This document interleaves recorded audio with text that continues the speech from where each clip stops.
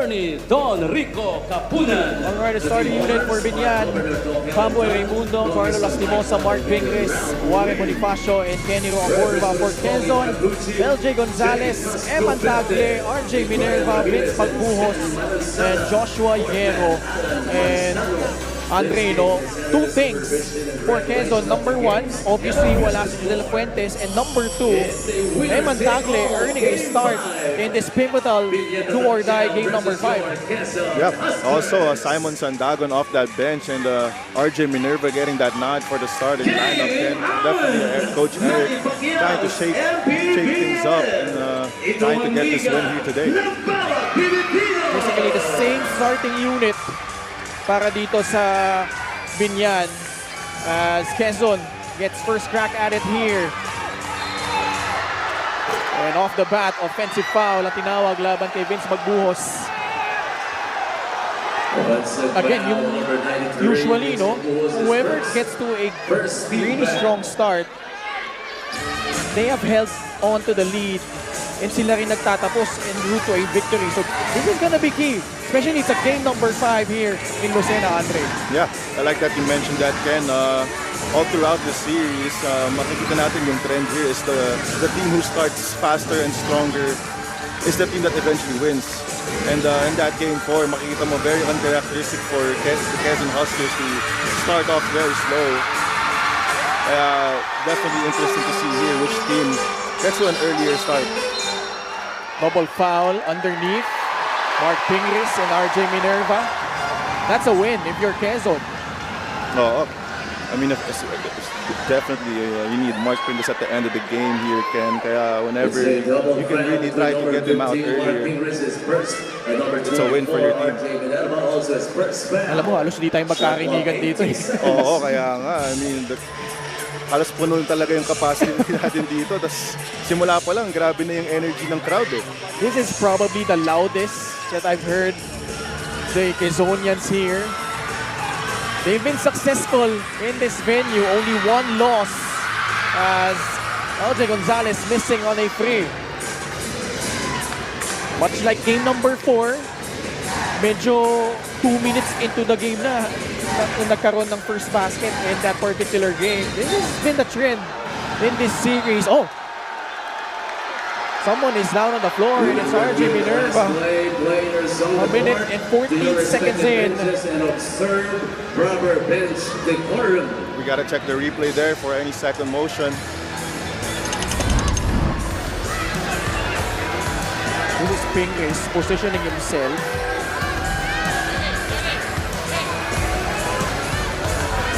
So I think yung initial foul was on RJ, but was there a second motion on the part of Mark Pingris? Yeah, I mean, there was a little bit of an elbow there, but I think, Ken, it's really normal when you're trying to get into position na masisiko mo rin talaga yung kalaban mo eh. So I don't think there was any ill intention there. It's an unsportsmanlike foul on Mark Pingris. Foul on number 24. Picking up 2 quick fouls. His second foul. But that's very crucial, Ken. Like foul on number 15, Mark Pingris, for excessive hard contact. Second foul on Mark Pingris. That's his second foul, and very early in the first quarter, I might add.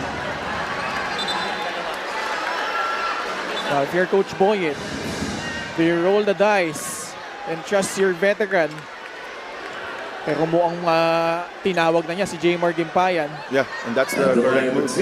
RJ Minerva. And a do-or-die like this, Ken, game 5, I don't think it's very advisable to take risks. Risk like that. Especially, sobrang aga pa lang ng first quarter natin.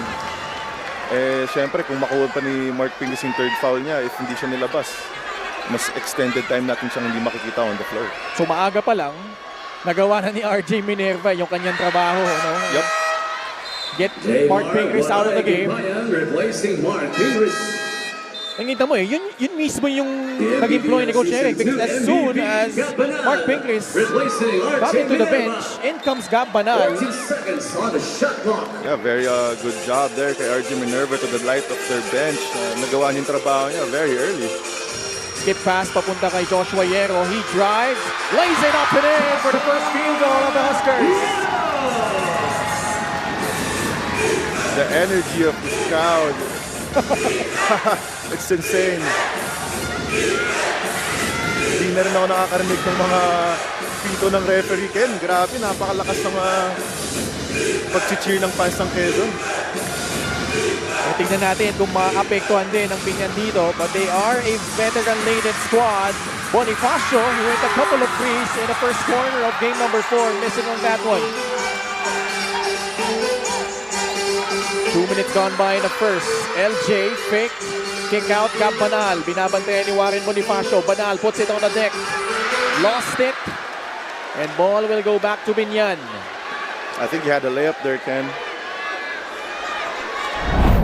Check out this play of the game brought to you by 747 Live. Dito ka sa legit your game, your chance, your thrill. Only with 747 Live. Looks to settle things down here. As Quezon off to a 3-0 start inside the arc. Lastimosa, he will miss. LJ will survey the floor. Gives it up to Gab Banal. Gab, pasa pabalik kay LJ. Yero nagbigay ng pick. Wakworba in front of Gonzalez. 8 seconds left on their shot clock. LJ pulls up for 3. Backs it in!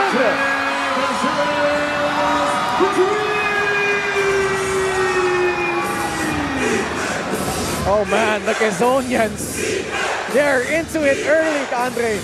We're definitely in for a treat here, Ken. Nafe-feel mo eh, there's a thunderous score here inside their building. 3-point shot is brought to you by Extreme, their one-stop shop appliances. And that's where you can, intelligence of LJ Gonzalez of that pick and roll situation.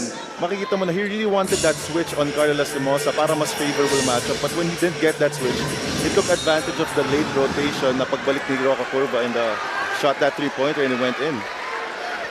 One of the things in the series that Binyan has been trying to do is attack the defense of Gab Banal at the post. Gibayan earning himself 2 free throws as Coach Boyd Fernandez, Pamboy Raimundo having a lengthy conversation on the sidelines. Gibayan trickles in the first free throw. Was Monching Talisayon and Mayor Jel Alonte.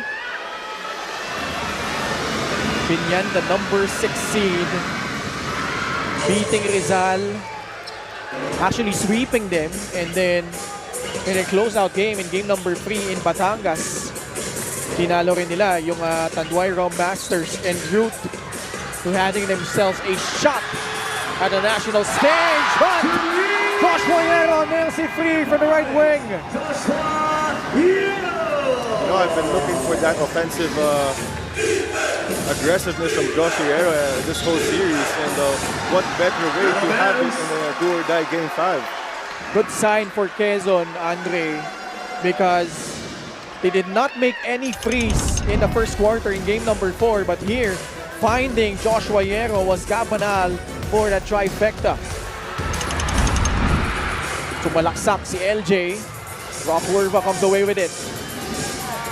Pasa kay Lastimosa, bubukol sa 3. Yes! Lastimosa, 3 points! Big shot from Carlo Lastimosa. Trims the gap to 4. Hierro, same spot. Masyadong malakas. Roa Curva. Back to Pamboy Raimundo. Quick catch and shoot. And ball ends up with the Quezon Huskers. But I like that confidence though, again talking about Joshua Hierro hitting that 3-pointer. Kita mo yung early transition basket ni Carlo Lastimosa para dito sa Binyan. Gab Banal missing on that 3-point attempt. Roa Curva thought about it. Binigay muna kay Carlo Lastimosa. The switch by Gab Banal. Back to Kenny. Inside, Hierro is the one tagged with a foul after battling down low. No, it's actually an offensive foul. Of Joshua Hierro, so definitely the right call. I would say that's an offensive foul. Nakita mo rin pala. Yeah. Eh, maganda sa atin. Kahit di tayo nagkakarinigan, nakikita natin yung mga bagay-bagay, Andre. Yeah, there you go. Himpayan trying to get position there. Pero masyadong mataas yung elbow, that's above the shoulder. LJ Gonzalez. The pass to Tagle. Back to LJ. 10 on their shot clock. Pass outside. Magbuhos lines it up. Rebound. Binyan. Down by 4 points.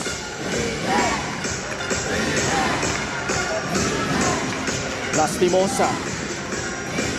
Bonifacio at the elbow. Back to Carlo. Lastimosa rejected. Gets it back. Floats it up. Puts it in. Plus a foul. How about that? The composure from Carlo Lastimosa. Ball after getting fouled. Upper body strength still finish despite that contest by LJ Gonzalez. May balita muna tayo kay Gianna Lianes.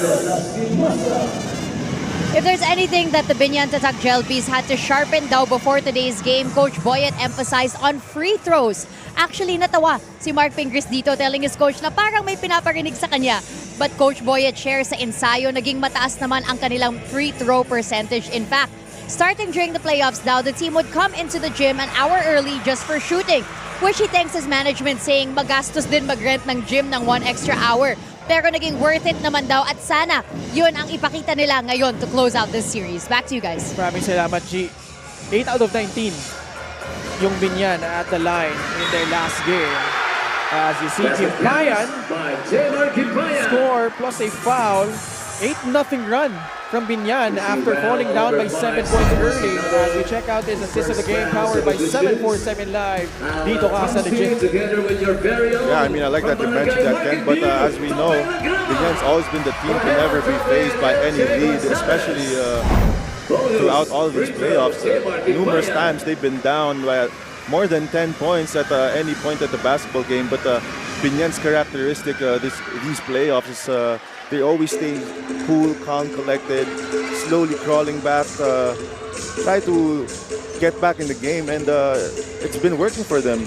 Especially here, a very fast start by the QUEZON Huskers, pero kayang-kaya rin talaga lagi bumalik ng Binyan eh. And I think Andre, QUEZON has already found out that you cannot put this Binyan squad away in one fell swoop. As you see, Pamboy Raimundo fill in a free.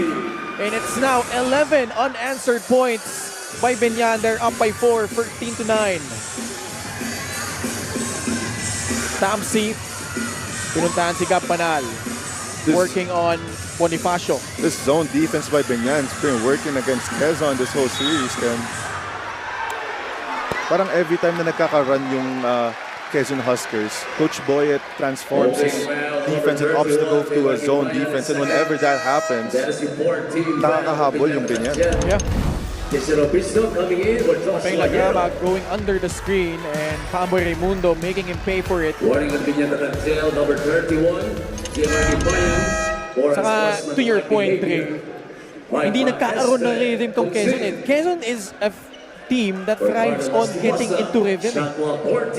Yeah, I mean, it's just the grit and the aggressiveness of Binyan, especially on the defensive end, which really negates the ability of QUEZON to get in their rhythm. Jason Opiso mintes yung kanyang tres.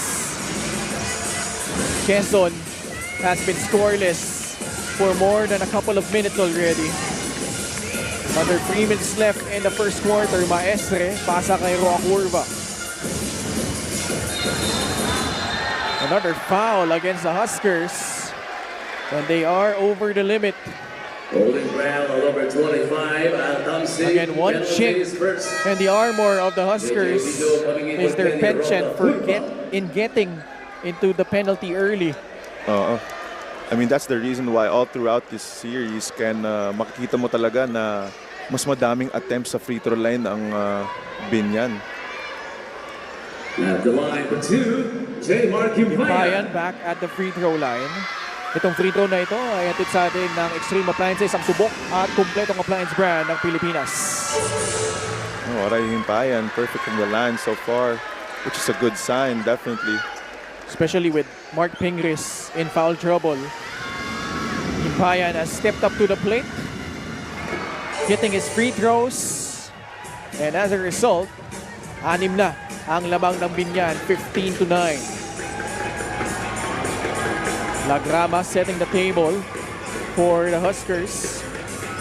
And this is where you miss Judel Fuentes, lalo pag nasa bench na ngayon si LJ Gonzalez para dito sa Quezon, Andre. Oo, I mean, syempre pag wala si LJ Gonzalez at wala na rin si Judel Fuentes, you gotta allocate a lot of shots to the other players. Yung tendency niyan minsan yung mga ibang player mo, di sanay na mag-take ng maraming shots in the ball game. So definitely laking talagang kawalan na yung pagka-injured ni Judel Fuentes. And that's another foul again. That's just savviness from the veteran, Pamboy Raimundo, drawing the foul against Pomeng Lagrama. And again, the shot creation has been lacking here in the last few minutes para dito sa Quezon. Nag-stall na yung opensiba nila. And Binyan on a roll, now up by 6 points. Pamboy Raimundo has a chance to extend that at the free throw line.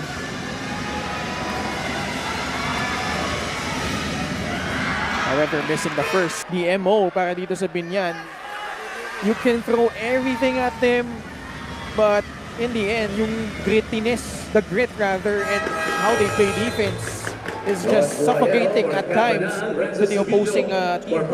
And not just that, Ken. I think also it's a combination too of the coaching of Coach Boyd plus the presence of their veterans, especially Mark Pringles. I believe Mark Pringles' value is way beyond the statistics and the defense that he plays. I think the real value here also is how he can get his team composed, especially in moments like this. Siyempre, Mark Pringles is a player that's been through it all sa larangan ng basketball. Kaya makikita mo talaga yung difference ng Binyan in the playoffs this year na never sila napipace. Every time they're down big, pakikita mo parang mas nakaka-execute pa sila ng better. But we like the desire there from Joshua Yero, not giving up on that possession.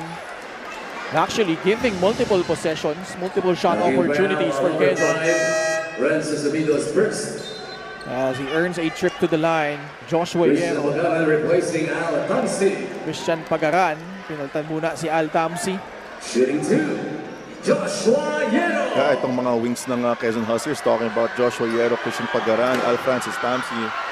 Definitely one of the players that you kailangan mag-step up in the absence of Judel Fuentes.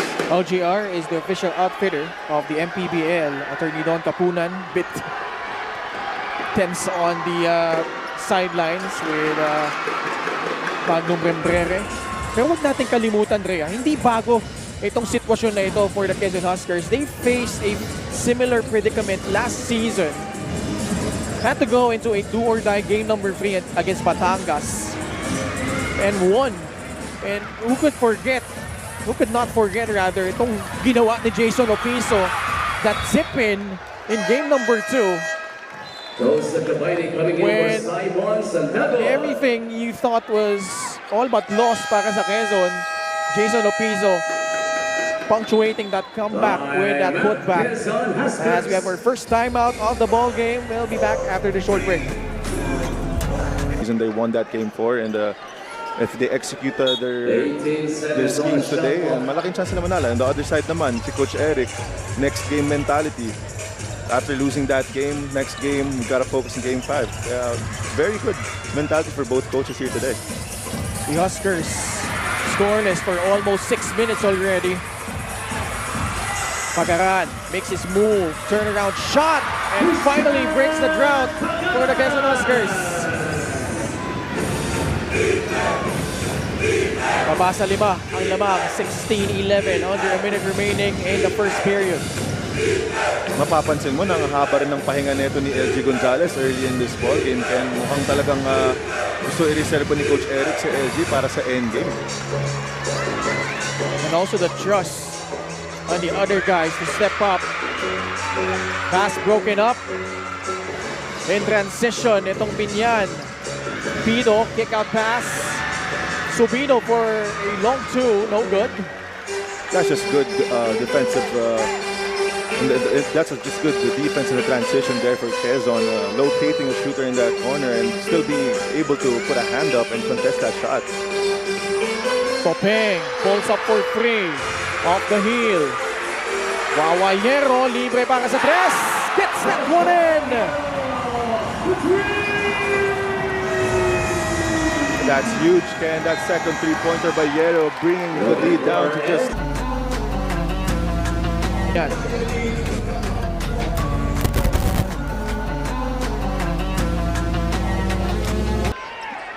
Ganda ng defensive scheme neto ni Coach Boyet para inigate yung three-point shooting ng Quezon.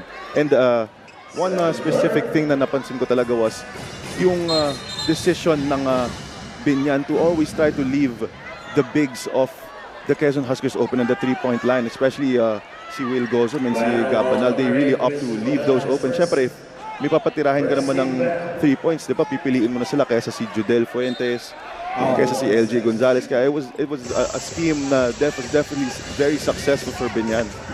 Kumbaga, pick your poison eh. If you're Binyan, JJ Pido escaping and laying it up and in. Labang ng 4 ang Binyan Tatak Gel, 18-14. May foul na tinawag laban kay Mike Maestre. Let's check out this play of the game brought to you by 747 Live. Dito ka sa legit, your game, your chance, your thrill. Only with 747 Live. Abundo, nahanap sa ilalim si Jason Opiso. Yeah, just perfect execution and timing there, Ken, on that action by Abundo and Opiso. 18-16. Subido is joined by JJ Pido, Bam Lopez, Jason Ballesteros, and Mike Maestre. Lopez settles for a free bucket.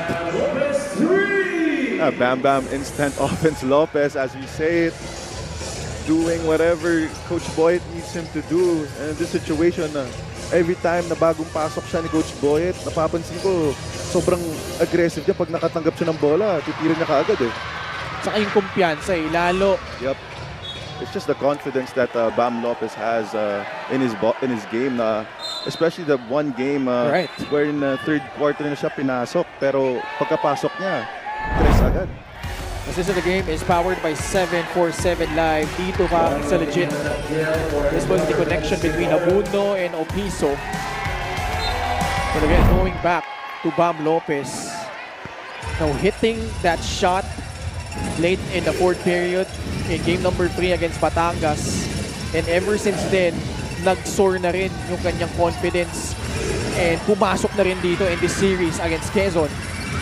Here he is, trying to give his team another possession, but last touch on him, bola babalik sa Quezon Huskers. Well, I mean, I think he's always been confident, Ken. It's just that he was just given an opportunity on a big stage like that, and he didn't shy away from it. So definitely, Chego Dario not 100%, but gutting it out tonight in hopes of helping itong Quezon.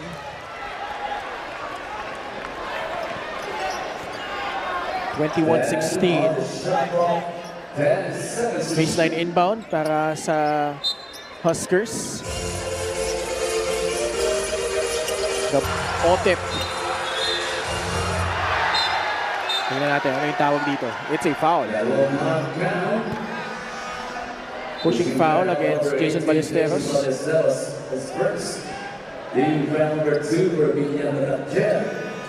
Hirap din iusog ni Bale, no? Oo. Si Joseph Gabayni na yan. We're talking about one of the strongest post players we have in the league. Diego Dario with 8 on their shot clock. Opiso the fake, puts it on the deck. Shot clock winding down on Quezon. Opiso not getting the whistle. And it results into a shot clock violation against the Quezon Huskers. Again, Binyan just grinding it out. Quezon not finding the momentum they need. Sa absence, I mean sa pag-upo ni Mark Pinkley sa bench, so they're doing a great job carrying this load. And simply put, Dre, they're peaking at the right time itong Binyan. I think Mika mentioned in her last report how Coach Boyet has been happy that they're finally on the same page this deep into the season. And everything is seemingly falling into place right now para dito sa Binyan Tatak Gel. I think it's just because everyone's just bought into the system. Everyone just started to believe in the system na kaya pala natin talaga manalo, and magagawa natin yun together, and sa pagpapatrust sa sistema na ni Coach Boyet. And makikita mo rin their key players, Carlo Lastimosa, Pamboy Raimundo, Mark Pingris, makikita mo na sobrang nag-buy-in sila sa sistema ni Coach Boyet, and it shows. They're playing a very synchronized basketball. They're playing as a unit. They're playing as a team. And that's the reason for the success that they have here in the playoffs. Quezon just struggling to put the ball at the rim. But despite all that though, they're down by just 5. More than 3 minutes gone by in the second period. Lopez against Sierro, forcing it up. Gabay need a rebound, triggering a fast break opportunity. Abundo, the pass. Dario for free. Short. Rebound, Renzo Sobino. I mean, there's definitely some rust there that needs to be taken care of. Talking about Diego Dario, who's been injured and just been activated today in a do-or-die series pa. Kaya, you know, every player knows that coming back from an injury, kasi talagang gato kaagad ka-intense yung pace na nilalaro mo. Definitely tough. Oh, that's the second time JJ Bino got free, but he misses. But good thing Sobino got it back. Bam Lopez for free. No good. Quezon dodging a couple of bullets there. Abundo will set the table for the Huskers. Abundo drives. Nice setup job to Gabayni. And he will shoot to the line for 2 shots. Abundo's doing a great job at the point here, looking for her teammates. She's definitely one of the guards that are stepping up right now. Oh, kailangan lalo wala nga si Judel Fuentes. Gonzalez has been struggling. And actually, we haven't seen LJ Gonzalez come back into this game. Yeah, that's what I was thinking a while ago, Ken. How much longer are you going to keep LJ Gonzalez on that bench? Also, Warren comes in for Mike at the line with 2. Meanwhile, let's check in with Gianna Lianis. The discipline of an actor, that is what Coach Eric Gonzalez is asking from his players right now. He told them to look around again, to remind themselves that they are not just playing for themselves but for Quezon. Ibinahagi ni Coach Eric na napakagaling talaga magbasa ng plays itong si Coach Boyet. So he had to prepare new defensive strategies for this game, specifically covering Kenny Roca Curva. He adds na sa opensa naman, Binyan already scouted LJ Gonzalez. So as we've noticed, he is centering more of the shooting for his other guys today. Back to you guys. Maraming salamat, G. Coach Eric Gonzalez, a master of in-game adjustments. Dre, pivoting itong Quezon, no? And give credit to them because despite everything Binyan has thrown at them, they're still here and they have a chance to close out this series here at home in game number 5. Yeah, I mean, relatively speaking, Quezon is a much younger team than Binyan, and definitely these playoffs, age and experience plays a big role in the success of your team. Kaya ang ganda talaga ng ginagawa ni Coach Eric na despite the youth of their team, hindi sila mukhang parang bata. Like, they're really composed as well. And the reason by that is a good coaching and good adjustments by Coach Eric and the Quezon Huskers. Coach Nash Racela on the sidelines, complaining to referee Zen Manansala na parang may humila sa jersey ni I think that was Christian Pagaran, who tried to grab the rebound and trigger a fast break opportunity. Yeah, and I saw that too, Ken. It was very clear from our vantage point na talagang hinila yung jersey niya. Oh! Pamboy missing though on a trifecta. 21-18. Quezon, umikot si Hierro. Masyadong malakas sa ilalim, Minerva. Wala pa din. couple of opportunities for Quezon, but Binyan standing their ground as they use one of their timeouts here. We'll be back in Facebook, no? Oo, good to be back. Ang isa lang ang masasabi ko, 7,300 in attendance, 50,000 live viewers, and isa na lang masasabi ko dun, Ken, na I just wish na ma-experience nung live stream natin yung energy dito sa Quezon Convention Center. Sobrang nakakahawa, sobrang ingay, and I have no words, honestly. Just Philippine basketball has its purest essence here. Sulit yung traffic, no? Saturday traffic. Mark Pingris is back in as he got pushed by RJ Minerva. This is the adjustment that Coach Eric Gonzalez has made here in this do-or-die game. Having RJ Minerva guard ito si Mark Pingris. Warren Bonifacio, balik kay Kenny Roacorva. Drives right, almost lost it. 3 segundo sa shot clock. Pambo Raimundo, bails out Binyan with a free. Another huge shot there, especially with Quezon getting back into this ball game. A better way na para sunugin mo yung momentum than to hit a three-pointer, and that's exactly what Pambo Raimundo did. Nahuling tumulak si Pamboy against Eman Tagle. Tried to drive middle. And Binyan just answering every punch thrown at him by Quezon at the moment. But again, if you're Quezon, you like how you're trying to keep yourself to within striking distance here. Certainly helps that Joshua Yero stepped up in the first quarter, had 8 points. Kabaini missing point blank. Rebound ending up with Carlo Lastimosa. Pamboy, pinuntahan si Warren. Nakay Carlo na ang bola for Binyan. Lastimosa working on Joshua Yero. Entry pass, Bonifacio.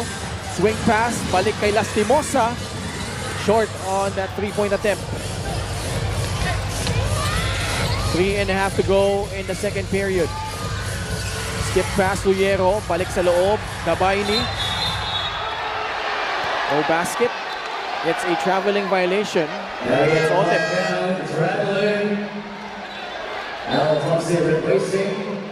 One guy that is not in uniform tonight for the Quezon Huskers is Will Gozum.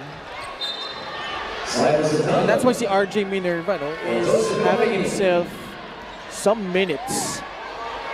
At isa pa napansin ko, sorry Dre, isa pa napansin ko, si Campanal hindi pa rin binabalik dito for Quezon.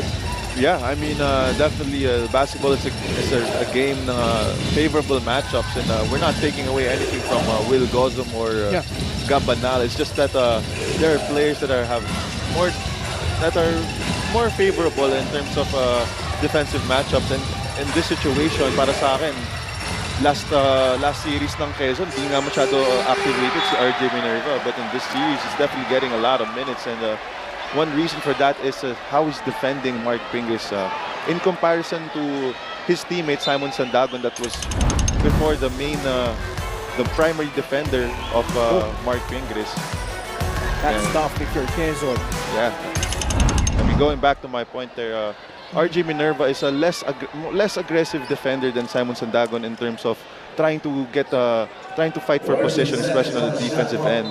Pero I would say RJ Minerva is a much more smarter defender, and yun siguro yung nakita ng Quezon na mas naging effective na when trying to defend Mark Pingris is huwag mo siyang labanan sa physicality, pero try na lang natin in a different way, a different perspective na utakan na lang. And that's what RJ Minerva has been doing. It's been really effective for Quezon so far. Magbuhos in the paint. Nice pass, Pagaran. Bit too tight though for Sandagon. And that's the 9th turnover against the Quezon Huskers. Just a little bit overpassing there, Ken. I would have opted for Vince or either Pagaran to go for that layup in those first 2 passes. But yeah, another case here of overpassing for Quezon. And a very uncharacteristic too, 9 turnovers early in this half. Although, nung game number 4, 10 din yung kanilang turnovers in the first half. A reason what game. Yep, similar story here. Shot fake from Magbuhos. He drives. The strong finish from Vince Magbuhos. Counted plus a foul. That's what I really want to see from Vince Magbuhos. Not just settling on three-pointers, but making use of his speed and his athleticism as well.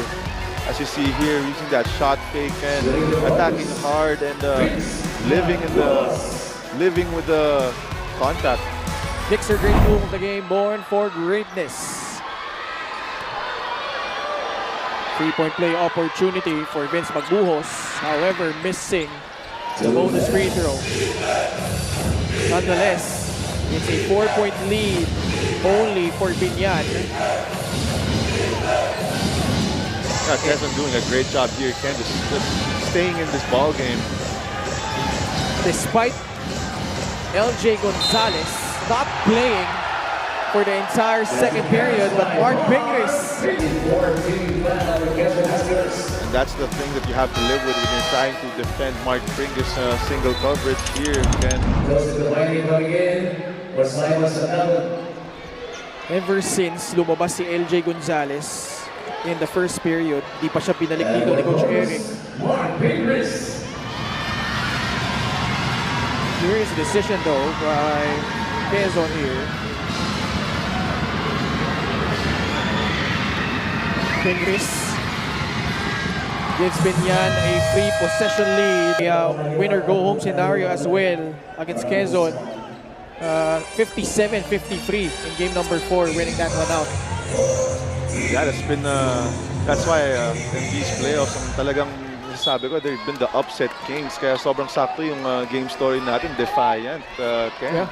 The Defiant doing everything in their power to defy their destiny. Kaya what a beautiful game story we have here today. Tagle, turnaround shot over Pablo Raimundo. And it drops a timeout from Coach Boyd Fernand.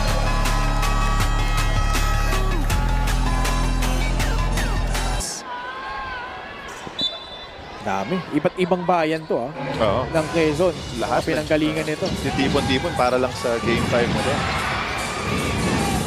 Also, just quickly, Ken, just want to give a shout out to my former teammates, Kenneth Mocon, Clark Deligue.